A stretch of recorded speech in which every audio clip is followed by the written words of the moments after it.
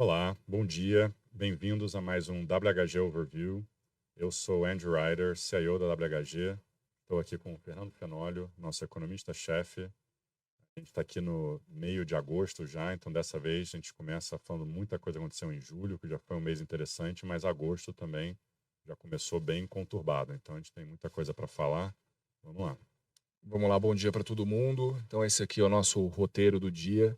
A gente vai abordar esses 4 tópicos, né? Esse Powell e sua missão impossível, o que isso significa? Basicamente são cenários econômicos que nós traçamos, né, os possíveis aí para os próximos meses e como o Powell vai tentar evoluir, né, ao longo com a sua política monetária para tentar uma missão impossível de desacelerar a economia sem desacelerar a inflação também, sem necessariamente gerar uma recessão.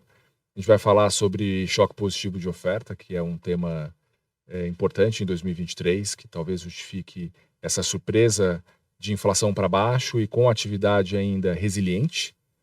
Vamos falar um pouco de China, né? A gente colocou aqui japanificação, que teve um pouco de dúvida entre nós mesmos se esse é o melhor termo para ser cunhado, mas sim, a China está emitindo sinais de alerta para todo o mercado e a gente vai acompanhar um pouco, detalhar um pouco o que está acontecendo e falar também de baixos prêmios de risco na América Latina e no Brasil, implicação para preço.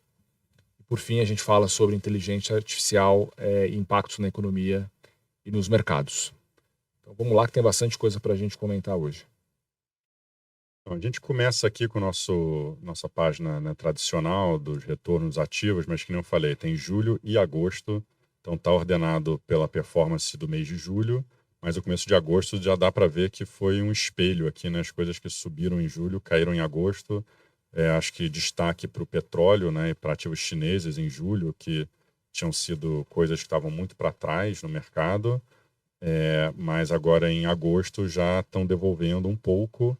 E foi um mês em julho muito bom para ativos de risco, né, com o S&P subindo 3%, mas agora em agosto já devolveram muito. Você pode ver que as ações de tecnologia mais apimentadas caindo muito, né, olhando aqui na direita, esse ARK ETF caindo mais de 15%, ações, né, sem lucro caindo mais de 15% no mês de agosto já, depois de subirem 15% em julho. Então tá muito animado o mercado, a gente vai tentar explicar aqui o que a gente está vendo. Acho que esse slide aqui é o principal da apresentação hoje. A gente criou ele usando o Midjourney, que é um aplicativo de inteligência artificial que está sendo muito usado por profissionais de marketing e pessoas em geral, que é incrível as imagens que ele consegue criar. E aqui a ideia, né, que nem o Fenólio falou no começo, do Powell e a missão impossível dele, aquela cena famosa do filme que o Tom Cruise, né, fez um stunt lá bem difícil de pular da montanha, depois pular de paraquedas. No filme, ele pula da montanha de moto e tenta aterrissar num trem em movimento lá embaixo, né? Então isso é o que o Powell tem para ele também, né? No começo do ano, todo mundo falando que a economia ia entrar em recessão e que a inflação ia ser difícil de trazer para a meta, muito difícil, quase impossível, e tinha essa visão meio que das duas coisas ao mesmo tempo, né? A economia ia desacelerar e a inflação ia ficar alta. Então, será que o Powell vai conseguir entregar esse soft landing com a inflação vindo para a meta e sem ter uma recessão muito forte? Essa é a grande dúvida, mas no mês de julho o mercado começou a achar que isso é possível sim, e a gente tem falado muito desse cenário, e para a gente ainda é um cenário base até, né? Que a desinflação depois da pandemia, né, tem sido forte. A gente vai explicar esse conceito do choque positivo de oferta, que eu acho que é o que dá uma bagunçada nos dados, e quando as pessoas olham os ciclos passados, falam, poxa, como é que isso pode ser possível? Porque realmente não tinha pandemia nos ciclos passados, né? Então, é uma situação diferente mesmo. E até, né, essa ideia que o Powell deve cortar juros próximo ano, apesar da inflação não estar na meta ainda. Então, esse é um pouco o cenário básico, seria muito positivo para risco, seria muito positivo para o Brasil, a gente fala mais disso depois, mas tem riscos nos dois lados, assim, riscos grandes que podem mudar rapidamente essa trajetória, por isso que ele está fazendo essa missão tão difícil. Em um lado, né, que eu acho que agora em agosto o mercado está um pouco, né, focado nisso, né, que a economia dos Estados Unidos continua muito resiliente. A gente mostrou na última live como o desemprego está muito baixo, o mercado de trabalho muito forte, o fiscal do governo ainda está muito forte, tem algumas coisas, né, temáticas tipo nearshoring que estão ajudando a economia. E então esse é o primeiro ponto. Tem outro jeito pessimista de olhar, que a desinflação passou da parte fácil e agora a gente está entrando na reta final, que é quando, né, levar a inflação de 3 para 2, que é a meta do Fed, é a parte mais difícil dessa missão. E por último, né, a gente fala um pouco de China, tanto no lado de no landing quanto hard landing. A gente entra mais nisso depois, mas por enquanto a China está ajudando muito no cenário base para o mundo inteiro, né, meio que surfar essa onda desinflacionária, a China meio que se sacrificando. É um termo econômico que a gente entra depois, mas tem risco nas duas pontas. E no hard landing, né, que seria outro jeito de pensar, que a economia começa parecendo que é um soft landing, até entrar no hard landing. E também outro jeito é que tem um lag de política monetária, né? Demora um pouco para tudo que o Powell está fazendo surtir efeito na economia. Porque o mortgage ainda está muito baixo para as famílias, porque as companhias ainda estão se refinanciando num preço muito baixo. Então, as pessoas não estão sentindo na ponta ainda esse impacto.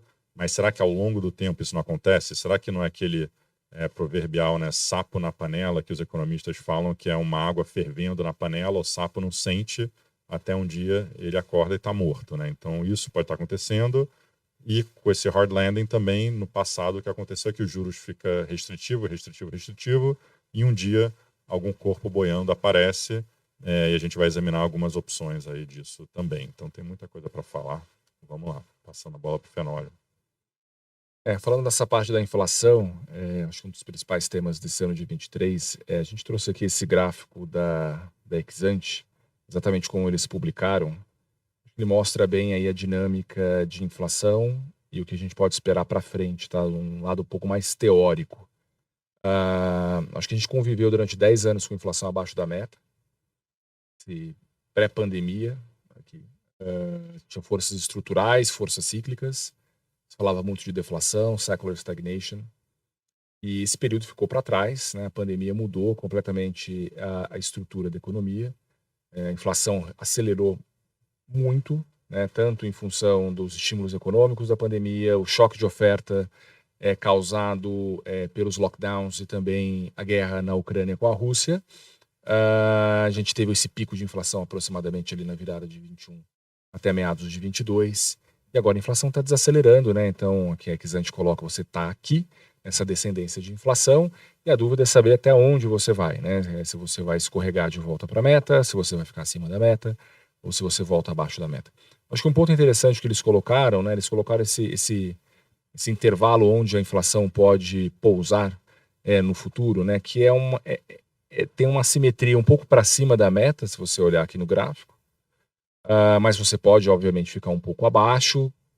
Mas, enfim, talvez nos próximos anos a inflação vai estar muito mais ancorada na meta do que esteve antes da pandemia.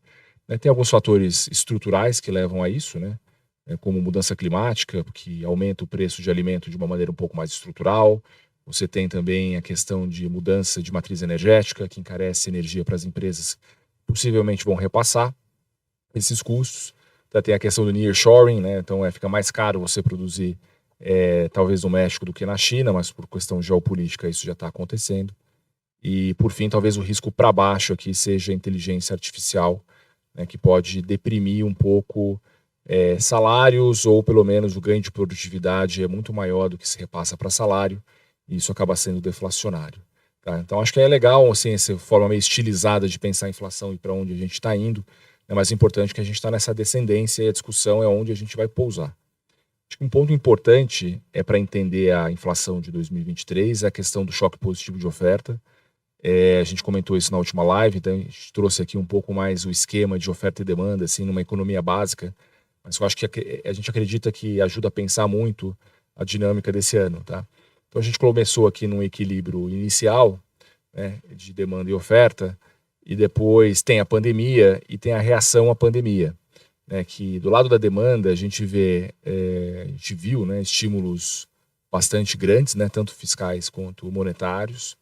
Tivemos também a reabertura econômica, então isso teve um impulso aí de demanda para a direita, e a gente acha que tem um choque 2 de demanda, que a gente chamou de novos hábitos de consumo, que é basicamente uma espécie de demanda reprimida. As pessoas ficaram muito tempo em lockdowns, né, sofreram ali medos, etc., em função da doença, e a partir do momento que a vida volta ao normal, elas estão com vontade de viver com mais intensidade. Então, viajam mais, elas consomem mais restaurantes, elas, enfim, constroem casas. Eu acho que esse espírito animal de consumo ele ainda continua, de certa forma, né, e vai impulsionando a demanda para cima, né, apesar dos esforços do Banco Central.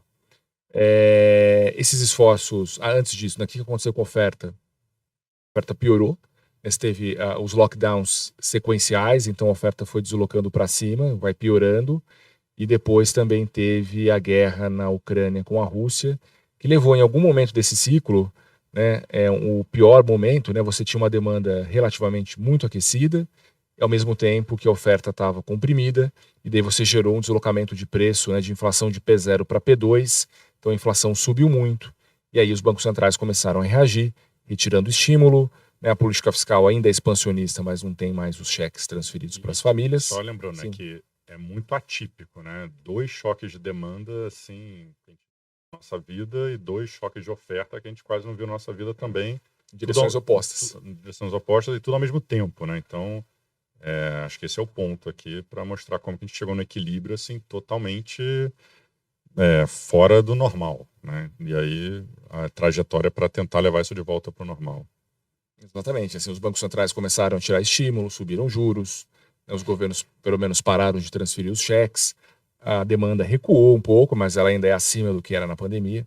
Mas nesse momento do ciclo, talvez no final do ano passado, acho que o mercado imaginava o quê? Para você trazer a inflação de volta para a meta, você deveria trazer a demanda para cá, né? Porque ele falou, a oferta é a oferta 2 e você tem que ter uma contração de demanda enorme, né? Tem que sair daqui para cá para você conseguir gerar uma inflação de volta para a meta. Acho que talvez esse seja um pouco a cabeça que era do mercado no início do ano, né? O Fed tem que subir os juros até 6, 7%. Só que talvez o que não tenha sido bem avaliado, e isso é normal porque por muito, muito tempo a oferta é super elástica, e o mercado não está acostumado a lidar e a projetar e pensar a oferta, é que em 23 a oferta melhorou muito, né?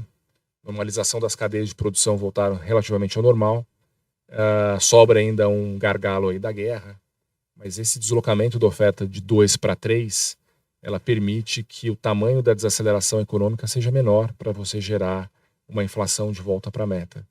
E digo mais, né, o choque positivo de oferta, além de trazer o preço para baixo, ele aumenta a demanda.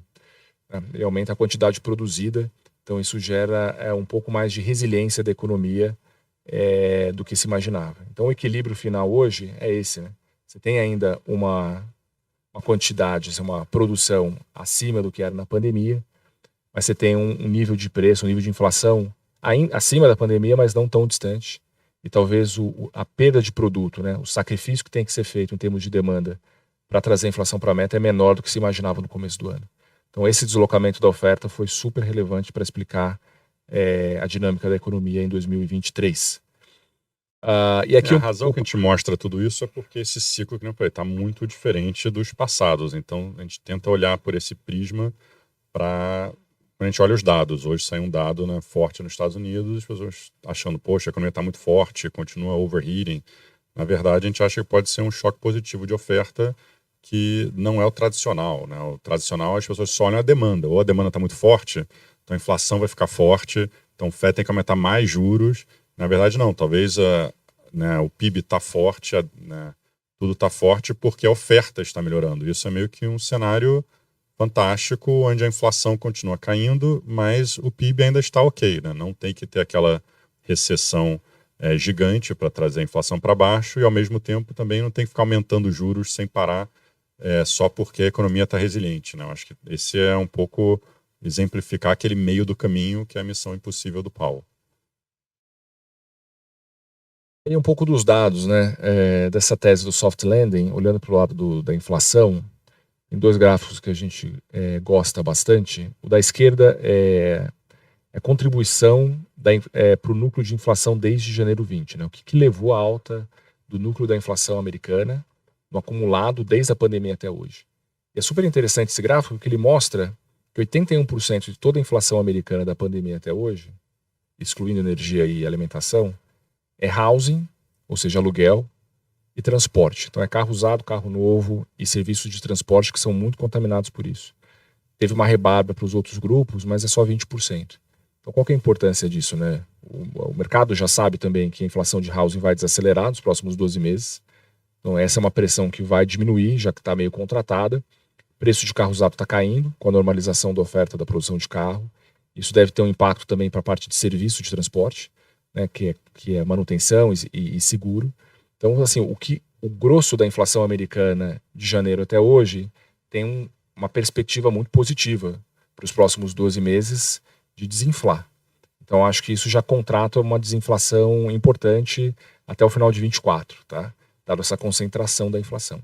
O segundo ponto é o gráfico da direita, que é a distribuição de cada item na inflação americana, excluindo os itens mais extremos, né? Mas é super interessante que entre 2017 até 2019, a inflação ela tinha uma concentração de preços mais estreita e uma mediana em torno de 2%, né, que ela estava mais ou menos aqui. Só que daí com a pandemia, essa mediana se deslocou para cá, né? Ou seja, a inflação ficou muito mais alta no agregado e existiam alguns preços que estavam subindo demais, né? Estão subindo mais de 10% ao ano. Então foi realmente um choque inflacionário gigante, que, enfim, a gente já conhece um pouco a história. Só que o interessante é que de 2023 para cá, essa distribuição mudou de lado, né? Agora tem muito preço deflacionando, tá? E a mediana já voltou mais ou menos para o que era antes, né? Que é em torno de 2% ou até menos. A distribuição é grande, né? Se você pegar, ainda tem alguns itens que estão deflacionando, tem outros que estão subindo 5%, né? Os preços ainda estão se ajustando na economia. Mas essa volta da distribuição de preços por alguma normalidade, especialmente sua mediana, ele mostra que esse processo de normalização da inflação está em curso, né? E é causado exatamente por housing e transporte. Vou comentar esse, Andrew? Claro. Então aqui o soft landing, né, continuado, acho que a gente já mostrou esse survey aqui do ISI, que a gente gosta de acompanhar, que sai semanalmente. Né, quando está aqui perto dos 50, acima de 50 quer dizer que está expansionista, a economia ainda está crescendo, abaixo de 50 que está contraindo, e a gente vê que foi do nível, né, ultra forte de 60 e agora está ainda acima de 50.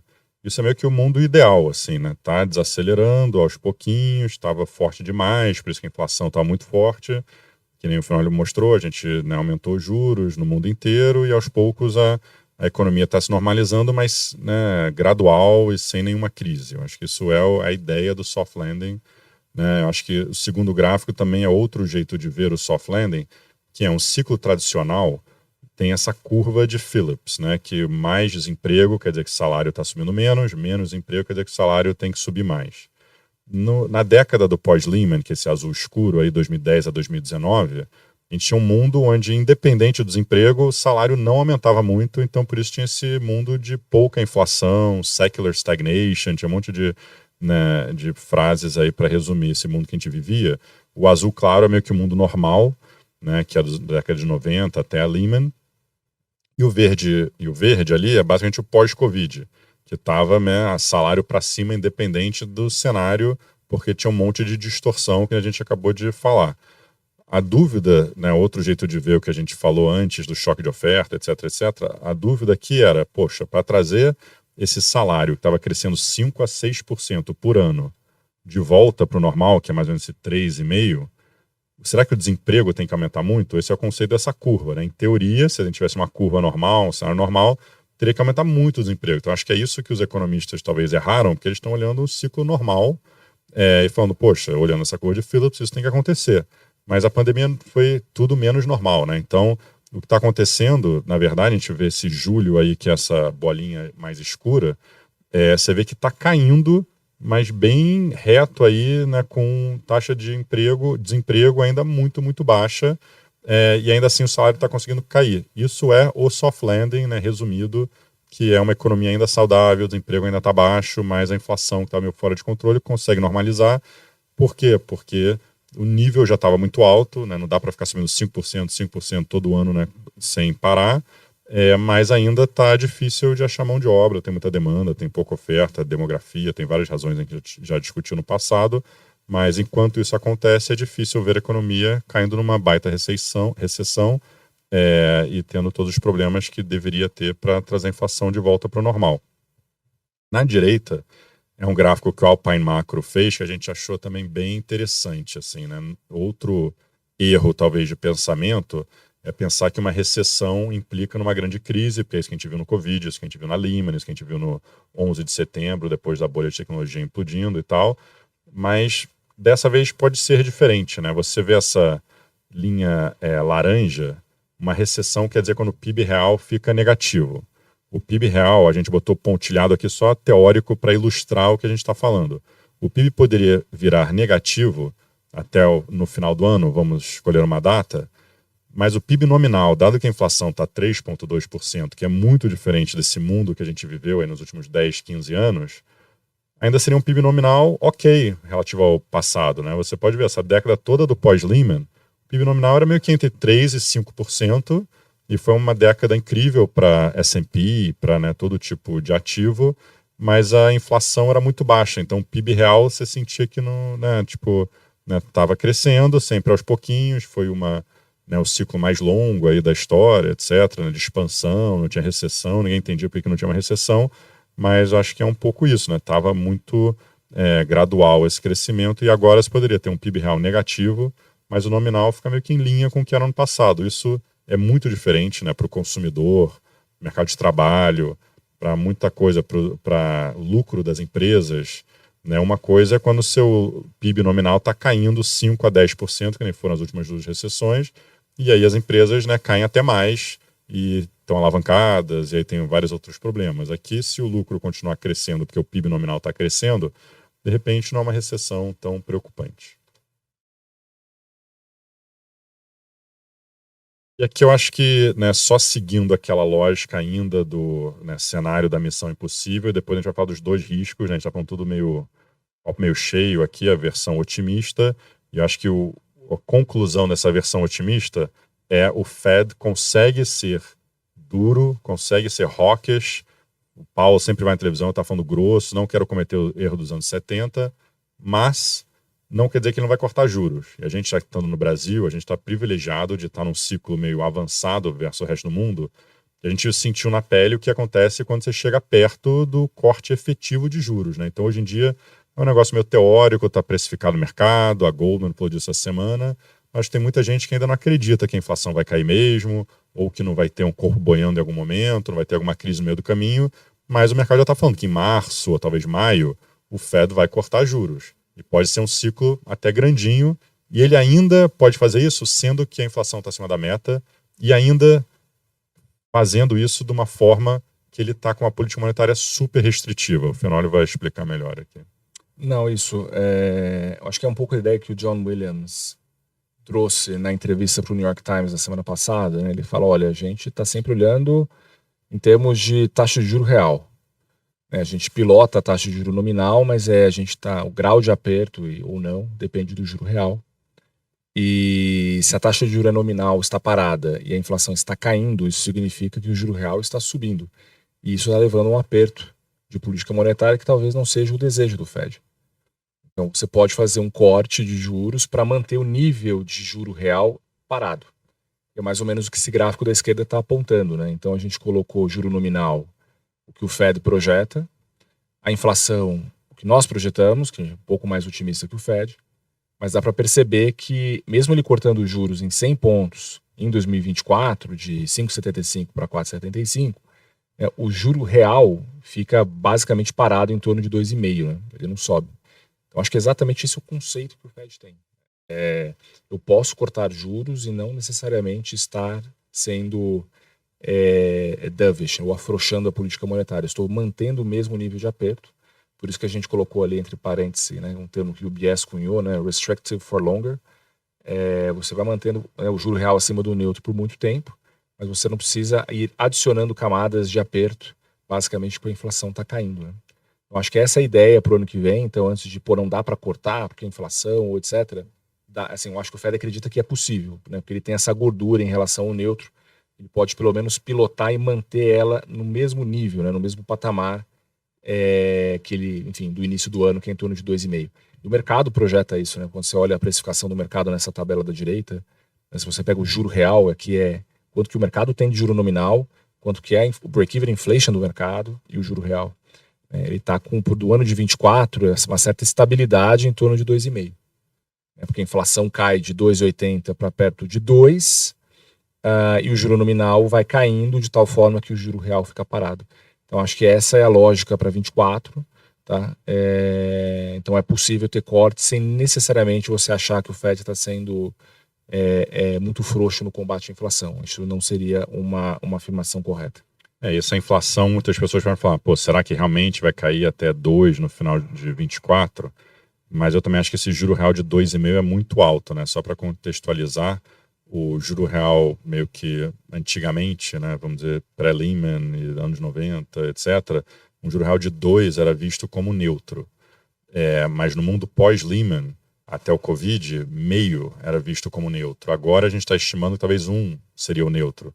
Mas eu até acho que 2 pode ser um neutro porque tudo que a gente falou, a mudança de hábito, de consumo, talvez a economia está voltando para o que era antes, não tem mais aqueles, né, traumas aí da Lehman, e subprime, e tech bubble e tudo isso. De repente pode ser 2, mas acho que enquanto o Fed está entregando uns juros que está acima de 2% de juro real, não tem como não dizer que não é restritivo, né? Então acho que poderia ter até mais espaço para corte do que está precificado aqui. Essa inflação realmente vai numa trajetória de queda, é isso que ele tem falado, é isso que vários membros do FED têm falado, ele pode começar a cortar mesmo e ainda assim está sendo restrictive. Esse que é o ponto. Em vez de ser higher for longer, que era a expressão antigamente, em vez de a gente ficar focado no nível dos juros, é ficar focado nesse juro real. E, em parênteses, eu acho que o Brasil deveria ter feito isso também, né? Mas é uma longa discussão. Eu acho Mas que é a isso mesma aqui crítica que o Roberto sofreu, né? O juro Isso. real era muito alto, dava para tirar um pouco do excesso. Exatamente. Talvez Se o tivesse Fed tenha a mesma história. criado uma lógica que nem o Fed já está criando agora, né, quase um ano antes de cortar, eu acho que fica mais fácil para todo mundo acompanhar e tal. E um pouco dos riscos, tá? Então a gente falou do cenário básico, agora vai ter um risco para um lado e um risco para o outro. Eu acho que esse é um risco do lag de política monetária. Tem uma super discussão no mercado também entre economistas se o lag ele aumentou, se ele diminuiu. Né? Para quem usa o ferramental de condições financeiras, o lag diminuiu. O impacto em housing já aconteceu, o housing já está voltando, não afetou muitas famílias, então o Fed teria que subir mais. Mas a gente não concordo 100% com essa afirmação, eu desconfio um pouco dela. O mercado imobiliário americano está disfuncional, a gente falou sobre isso na última live, então o fato de estar melhorando em alguns aspectos não significa que o mercado está saudável, que a taxa de juros da hipoteca de 7% está sendo, enfim, tomada pelo consumidor final naturalmente, pelo contrário. Então acredito que se o juro se mantiver alto por muito tempo, mesmo que não seja 5,75, mas seja 4, 4,5, à medida que o tempo passa, eu acho que famílias e empresas vão começar a sofrer o impacto do juro mais alto. Tá? As próprias empresas, você olha o volume de dívida que eles precisam renovar nos próximos anos, é bem grande, e daí vai sair o juro de 2% ou 0% que eles conseguiram durante a pandemia, para um patamar muito mais alto. Né? Vai ter que renovar taxas de mercado, que serão taxas de 4%, 5%.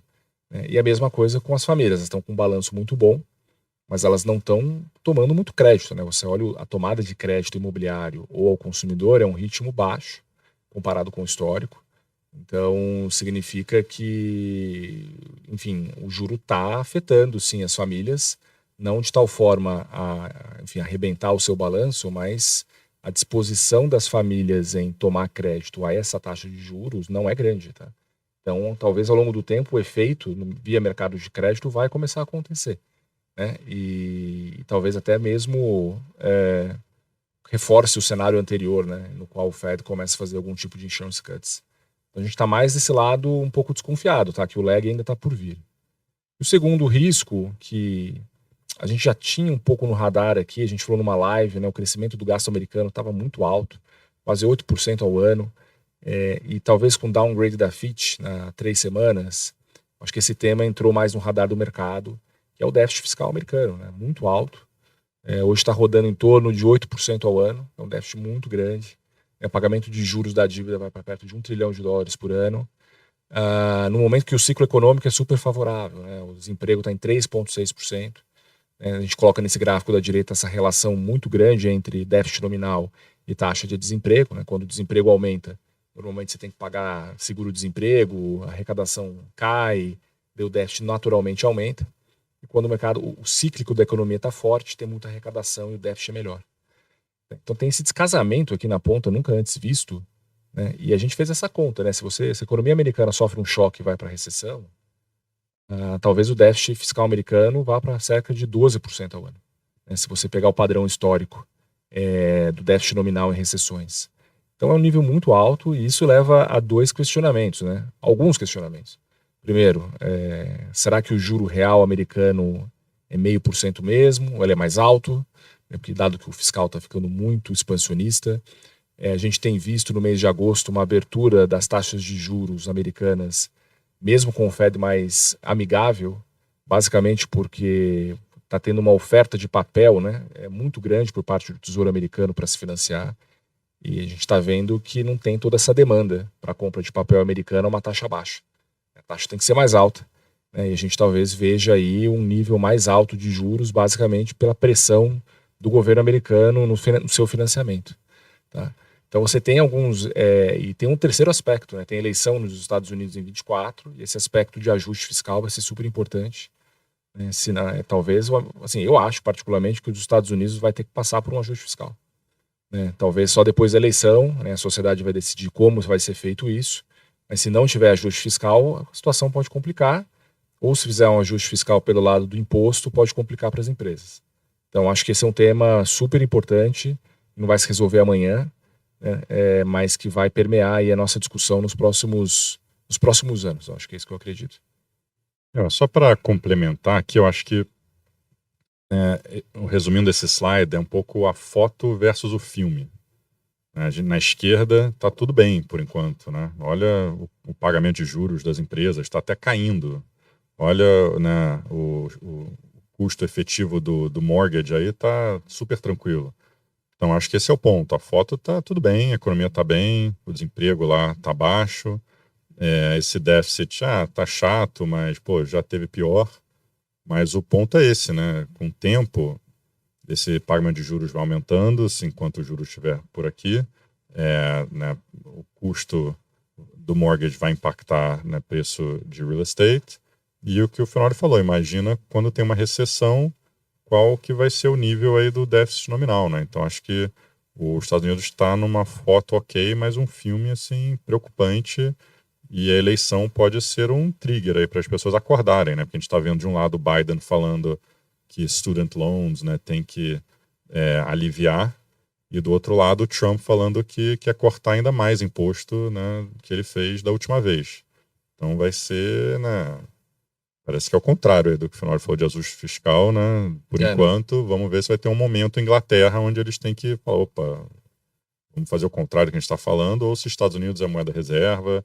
Difícil saber como que os mercados vão reagir para tudo isso, mas está crescendo esse debate no mercado, e a eleição vai, né, cristalizar um pouco esse problema. Parece meio Brasil, né? Toda eleição tem uma discussão do fiscal. Talvez a gente veja isso nos Estados Unidos em 24. E o mercado reage a isso. Outro risco é China. A gente até colocou, né, a tese de balance sheet recession, tá, acho que funcionando. A gente colocou essa tese em maio. Pelo menos os dados econômicos de China estão muito fracos, né? Os dados de julho praticamente na margem foram zerados. A economia perdendo bastante força. Então, assim, dois aspectos de economia de China. Tem um aspecto que é positivo para mercados, que é a desinflação que a China está levando para todo o mundo. Então a gente até calculou que essa taxa de sacrifício, né, que é o tamanho da desinflação por unidade de PIB. Então você está vendo, por exemplo, pós-Lehman, né, a região que mais, vamos dizer assim, se sacrificou foi a zona do euro, né, perdeu quase 1,8 pontos de PIB para cada ponto de desinflação. E a zona do euro passou por um processo de balance sheet recession dos governos. E agora, quando você vê no pós-Covid, a China é o que tem mais sofrido, né? é o que tem perdido mais PIB por unidade de inflação. Então, quando a gente olha nos próprios dados, né, você vê o CPI em 0, né, o núcleo de inflação em só 1% contra uma meta de 3%. Você vê Spot Price contraindo 0,7%. Então você vê outras métricas, né? Você vê o PPI chinês também contraindo quase 5%. E você vê que Import Prices dos Estados Unidos em relação à China também em taxas muito baixas. Interessante esse export price, né? Quando estava tendo lockdown, estava subindo quase 15%, né? Então tava aquela inflação louca no mundo, não tinha navio, não tinha restrição não de dá para comprar oferta. nada, restrição de oferta, e agora já está negativo, né? Então a China está exportando deflação no mundo inteiro. Isso ajudou a desinflacionar os Estados Unidos, a desinflacionar outras partes do mundo. Então essa é a parte positiva de China, né? Vamos pensar assim. A parte negativa é que a China está realmente com um problema de crescimento. Negativo para a China, mas positivo para o mundo. Exatamente. É negativo para a China e positivo para o mundo. E quando você olha só para o caso chinês, né? Assim, realmente a China tem um problema também de demanda, a demanda está muito fraca. O crescimento econômico de julho foi muito, muito fraco, né? Praticamente perto de 0. Né? Uma inflação zerada e uma taxa de juros que continua alta.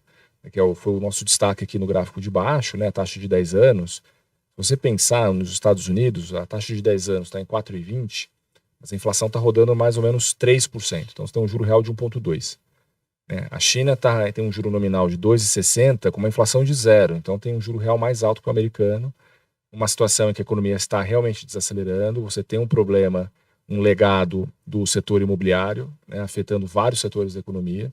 Economia que a gente acha está em balance sheet recession, que normalmente exige juros mais baixos para poder digerir essa crise do setor imobiliário. Tá?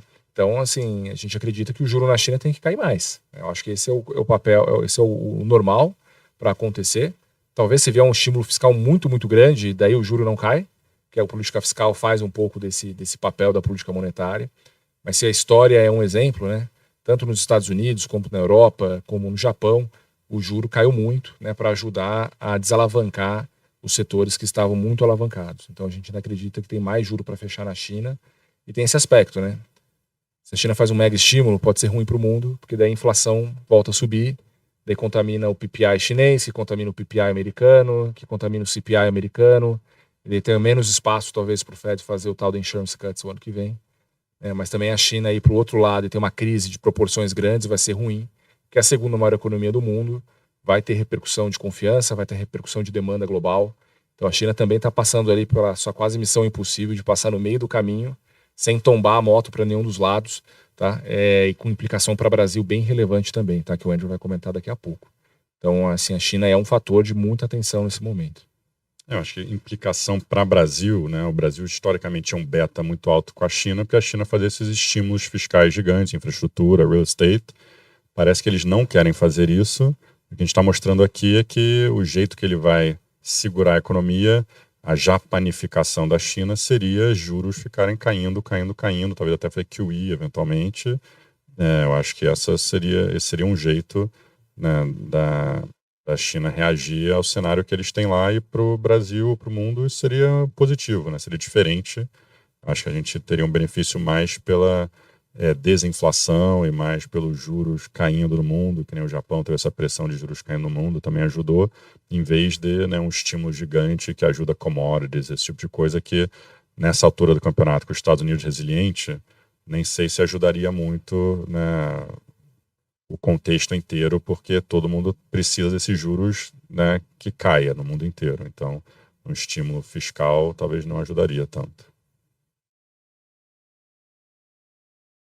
Então aqui, né, traduzindo um pouco para Brasil, a gente só trouxe esse slide Brasil aqui dessa vez, eu acho que a gente vê o Brasil, né, pela ótica mais externa. A gente conversa muito com né, gestores aqui no Brasil, que todo mundo comentando como a Bolsa caiu, né, 11 dias seguidos aí depois do corte de 50 bips do Banco Central, achando que, poxa, né, o mercado se estendeu demais, estava muito animado. A gente não acha que é muito isso, né, a gente vê, né, acabou de sair o Yen também desvaloriza em 9 dias seguidos, os juros nos Estados Unidos, né, abre quase todo dia nas últimas 2 semanas.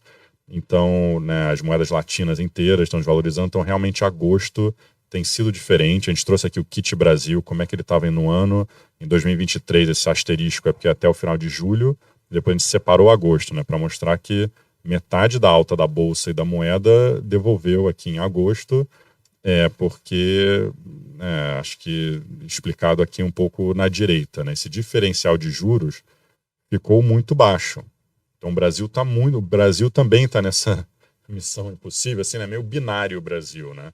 Acho que esse é o jeito que a gente fala. Se o Powell conseguir entregar, pousar lá no trem, esse cenário é muito, muito bom para o Brasil, né? Essa desinflação, sem recessão. A gente é o país com juro real mais alto, tem um ciclo muito longo de corte de juros, né, que eu acho que tem muito benefício para a economia. Por outro lado, se tiver um no landing nos Estados Unidos e o Powell não conseguir cortar esses juros, na verdade os juros abrir mais, ou um hard landing por causa de um problema fiscal no Japão, nos Estados Unidos, alguma coisa assim, que, né, os juros têm que abrir mais também no mundo desenvolvido, aí para o Brasil isso é muito ruim, porque o diferencial de juros já está muito baixo no Brasil e na América Latina como um todo. Então mudou muito rápido, né? A gente tem falado um pouco disso, né, como as moedas estavam indo bem na América Latina o ano inteiro, mas chegou num ponto que começaram a precificar muito corte de juros, enquanto os Estados Unidos está precificando algum, mas se você olhar verso histórico já é demais, né? Então o Brasil, aí, né, com uma diferença de juros de 2 anos para os Estados Unidos de menos de 5%, a gente mostrou, né, na live passada, mês passado, que quando chega abaixo, acho que de 4, 5, 6, abaixo de 5, era quando já normalmente a moeda desvalorizava muito. Nessa caixinha cinza aqui mostra 90% do histórico, né, dos últimos 17 anos aí, você ficaria dentro dessa caixinha. Então a gente já está fora da caixinha, já está meio que num nível extremo, mas não é só a gente, é o México, é o Chile, Colômbia, todo mundo nessa situação, porque os Estados Unidos realmente aumentou os juros bastante, né? Então esse é o ponto. Então a gente também está precisando que os Estados Unidos comecem a cortar juros para dar uma aliviada, mas por enquanto o carrego está meio baixo, a gente está com um ciclo meio, né, não tão alinhado com os Estados Unidos. Os Estados Unidos ainda está na parte, né, de restrictive for longer e a gente já está querendo cortar juros. Então acho que esse é um pouco da dinâmica. Quando você olha parecido, mas um pouco diferente, né, diferença do juro real de 10 anos, né, o Brasil agora está com só 3% de diferença. Isso aí é um nível historicamente muito, muito baixo. Olha quanto que mudou desde, né, final de 21, começo de 22. Lembra naquela época quando todo mundo queria mandar dinheiro para fora? Naquela época, perversamente, o mercado é sempre assim, né, os juros no Brasil estavam quase 7%, o juro real. 6%, desculpa, estava lendo errado, 6% o juro real, mas o juro real nos Estados Unidos estava menos 1%, né? Então esse diferencial estava muito grande, esse diferencial de 7%.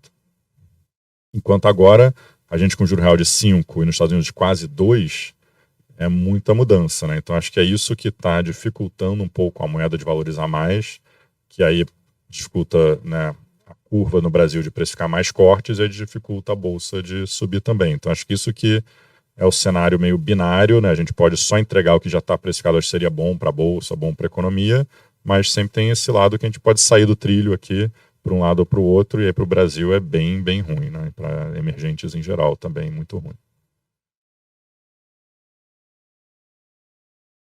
E aqui, passando para a questão tópico de inteligência artificial e impacto na economia, a gente já trouxe alguns slides nas lives passadas a respeito do tema, e aqui um pouco mais de foco na própria economia, né? Qual que é o que muda em termos de inflação, juros, com o advento da inteligência artificial? Eu acho que, assim, primeiro, a produtividade tende a crescer muito, né? Pelo menos os estudos que nós lemos e, enfim, nos informamos, mostra que só de você adicionar ali, agregar, né, algum mecanismo de inteligência artificial ao trabalhador, você pode aumentar a produtividade dele em 10%, e ao longo do tempo isso pode chegar de 30% a 50%. Então, assim, todas as contas são obviamente muito incertas, mas os números iniciais são números bastante, assim, exponenciais, né? Muito explosivo ao ganho de produtividade e outros ganhos que você traz com inteligência artificial. E a própria taxa de inovação dessa pode ser muito rápido, né? Porque é tudo software, e a própria inteligência artificial vai ajudando a desenvolver e a tornar mais produtivo e mais eficiente essa automação.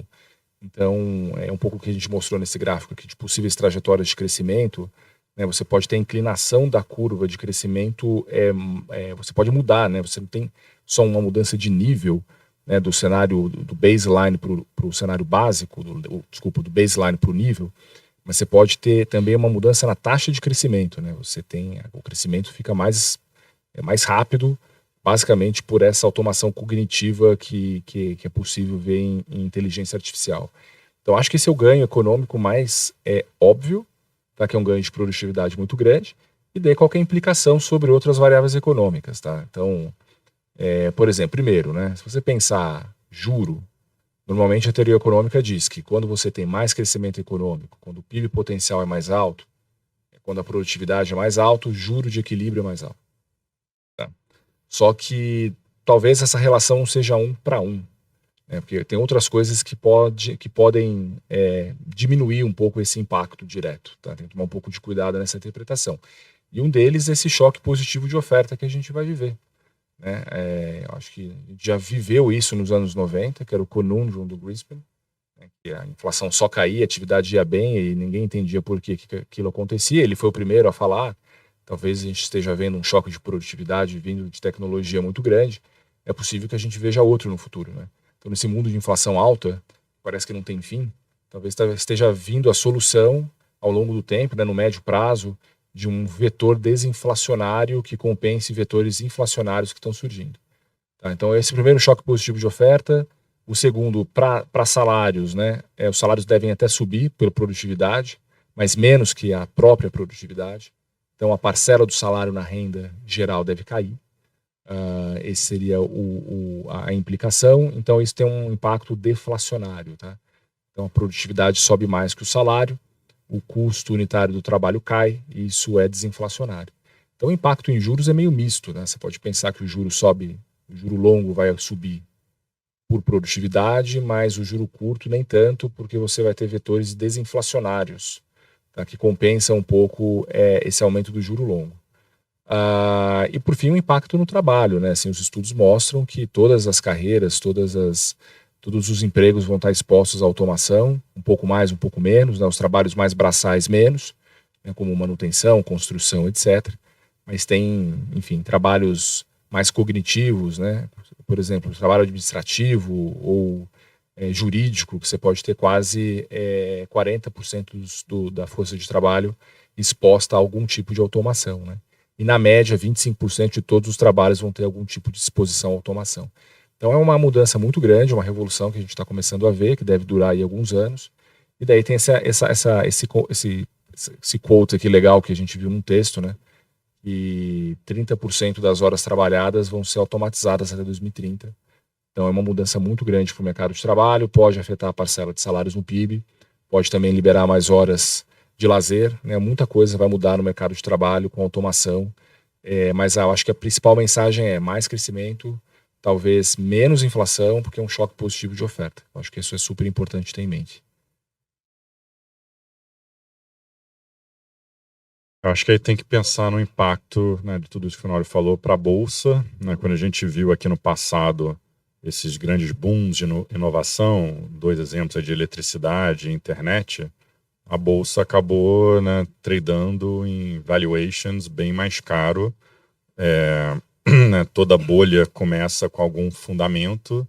Acho que é um pouco essa lógica. Né, foram transformações radicais para a economia, super positivas, e que eventualmente a bolsa ficou caro demais e depois teve uma correção, etc, etc. Mas parece que ainda não estamos lá, né, em alguma bolha, longe disso.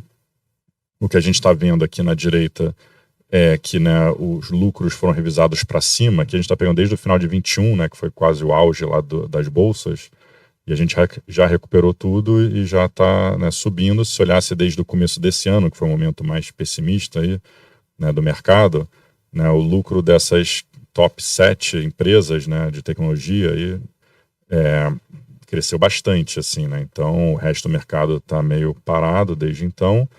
E o que isso traduz para valuation? Então, descendo aqui na direita, né, a gente vê que a bolsa hoje basicamente está precificando que essas 7 grandes empresas estão tradando a 27 vezes PI em 2024, que pode ser muito ou não, né, dado o tamanho dessa revolução potencial, e cada uma delas é muito diferente da outra, e aí tem que olhar, né, caso por caso. Mas o ponto é que as outras 493 empresas do S&P estão treinando 16 vezes PI em 2024. Então, né, a do S&P é 17, né, a qualidade das empresas hoje é muito melhor, margens melhores, retorno sobre capital investido melhor, mais alinhado com os acionistas, né, várias coisas positivas. Dá para argumentar o lado pessimista que, né, pagam menos imposto, menos juros ainda e tal, que isso deveria normalizar em algum momento, mas, né, o que a gente tem hoje aqui é que parece que não está nada demais, pelo contrário, talvez, e talvez essas tecnologias subiram muito, difícil falar, podia estar 25 vezes 27, é um argumento razoável, mas acho que na média as outras, né, estão bem ok, assim. E aí eu acho que por fim só esse gráfico, eu fiz meio que um relógio aqui, essa de correlação implícita, que mostra que o que eu falei um pouco antes, né, como realmente as geografias não estão muito correlacionado com elas. Olha o Brasil contra mercados emergentes, né, dentro das bolsas, olha a tecnologia contra o setor financeiro, né, ou se olhar growth versus value, né, acho que as bolsas, né, tem partes que vão bem um dia e vão mal em outro dia, dependendo do que está acontecendo com juros, com petróleo, né, com crescimento, etc. Então, acho que isso tem permitido os alocadores a até alocarem mais risco. A gente vê esses fundos quantitativos, né, aumentando o risco, porque realmente, se você tem um pouco de Brasil, o Brasil não está tradando mais com a China, que nem tradava antigamente. Né, dentro do S&P, setores mais, né, de value não estão tradando tanto tecnologia. Então, tem vários mundos diferentes na Bolsa que permite, eu acho, uma alocação mais, que diversifica mais o patrimônio dos investidores. Então, é um pouco isso. A gente tentou abordar, né, muitos assuntos aqui, né, desde, né, a situação que a gente vê a economia no soft landing ou os riscos que tem por aí, alguns temas um pouco diferentes, está acontecendo na China, inteligência artificial, etc. Obrigado pelo seu tempo, assistir mais um da BlackJ Overview e a gente se vê próximo mês. Obrigado, bom dia.